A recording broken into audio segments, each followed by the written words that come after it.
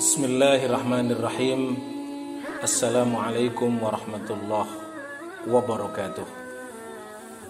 Alhamdulillah alladzi bi ni'matihi tatimmus shalihat. Asyhadu an la ilaha illallah wa asyhadu anna Muhammadan abduhu wa rasuluh la nabiyya wa la rasula ba'dah. Amma ba'du. Para hadirin kaum muslimin yang dimuliakan oleh Allah Subhanahu wa taala, izinlah kami akhukum fillah Aris Munandar Al-Fatah, Ketua Dewan Dakwah Islamiyah Indonesia, pada kesempatan yang baik ini, saat kita memasuki bulan Ramadan ini dan di tengah merebaknya wabah corona ada di dunia sekarang ini, izinkanlah kami untuk memberikan beberapa tausiah khususnya kepada kaum muslimin yang ada di berbagai belahan wilayah di Indonesia ini.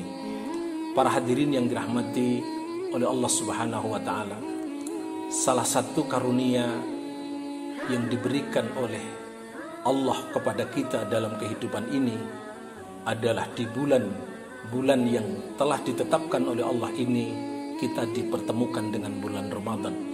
Oleh karena itu, jangan sampai karunia yang besar kita dipertemukan dengan Ramadan ini kita sia-siakan, bahkan kita abaikan oleh karena adanya wabah yang sedang menimpa kepada kita ini.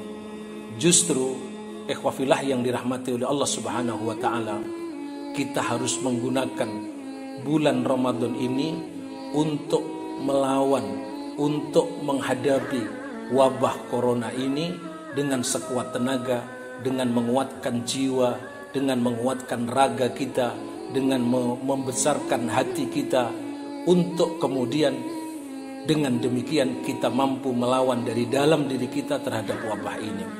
Hadirin yang dirahmati oleh Allah Subhanahu wa taala, para pakar, salah satunya Profesor Dr. R. Hawking itu memberikan pernyataannya bahwa 90% sakit yang diderita oleh seseorang itu dikarenakan oleh karena pikiran, oleh karena hati, oleh karena kejiwaan, oleh karena psikis yang ada pada dirinya. Hanya 10% saja, kata profesor ini, yang disebabkan atau dipengaruhi dari unsur-unsur luar, dari luar badan kita. Oleh karena itu Al-Quranul Karim menasihatkan kepada kita agar kita menguatkan ruh ini dengan sebaik-baiknya, menguatkan hati ini dengan sebaik-baiknya. Bagaimana cara menguatkan hati ini? Maka Allah berfirman pada surat Al-Isra, wa yas'alunaka 'anir ruh Qulir ruhu min amri rabbi wa ma utitum minal ilmi illa qalila.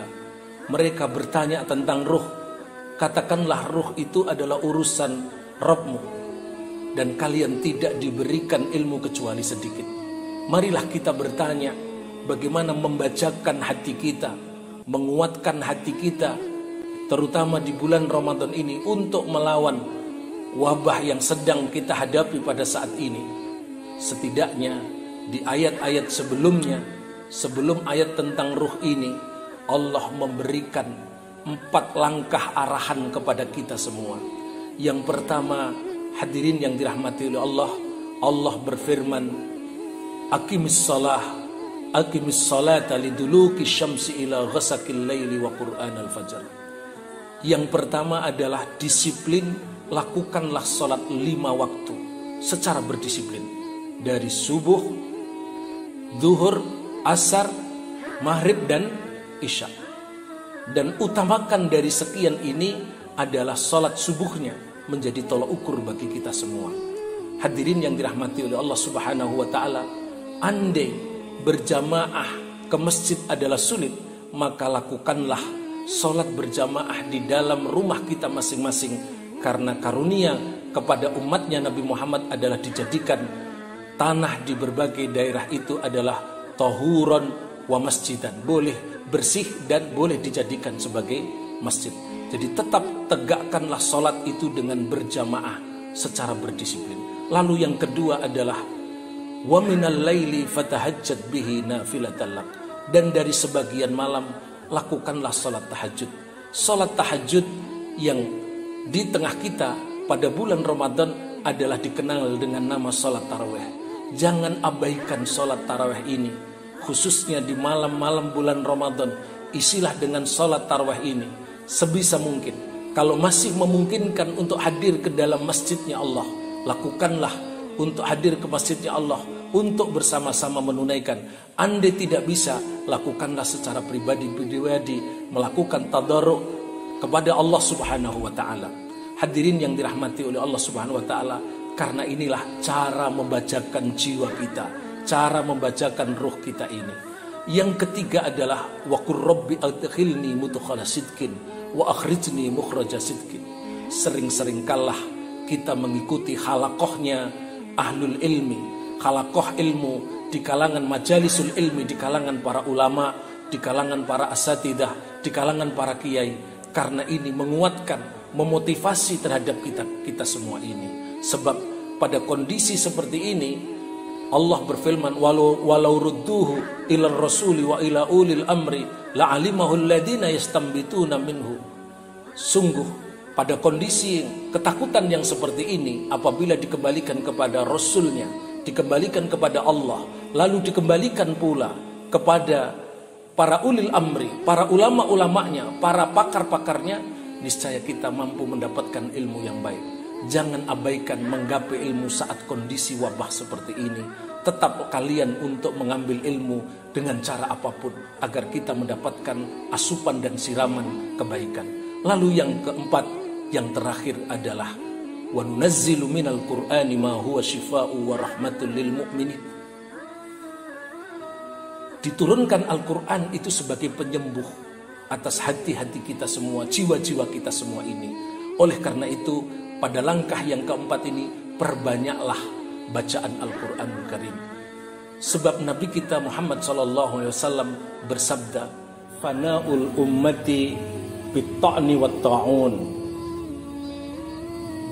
amma ta'an fa'arifnah, fama ta'un qala wajzu a'da'ukum minal jinni wa fi kulli syuhada. Rawahu Tabrani. Nabi kita bersabda bahwa kehancuran umatku dikarenakan oleh ta'nun, tikaman dan peperangan. Kami sudah mengetahui tentang tikaman dan peperangan. Adapun ta'un, kami belum mengetahuinya. Apa yang dimaksud wabah itu ya Rasulullah? Maka Rasul kemudian menjawab adalah wajzu a'da'ukum minal jin wa fi kullin syuhada. Adalah tikaman yang dilakukan oleh musuh-musuh kalian dari kalangan jin, dan setiap korbannya itu adalah sebagai syuhada. Hadirin yang dirahmati oleh Allah, kalau begitu bagaimana cara menghadapi perlawanan menghadapi jin ini? Tidak ada lain adalah kita dengan dua cara. Yang pertama adalah dengan memperbanyak membaca Al-Quran di setiap harinya, dan yang kedua adalah dengan memperbanyak zikir. Lakukanlah zikir sobah wal masa, dan zikir-zikir sehabis sholat itu dilakukan sebaiknya. Terima kasih. Mudah-mudahan semua ini menjadi kebaikan untuk kita. Selamat menunaikan ibadah puasa 1441 Hijriah. Wassalam.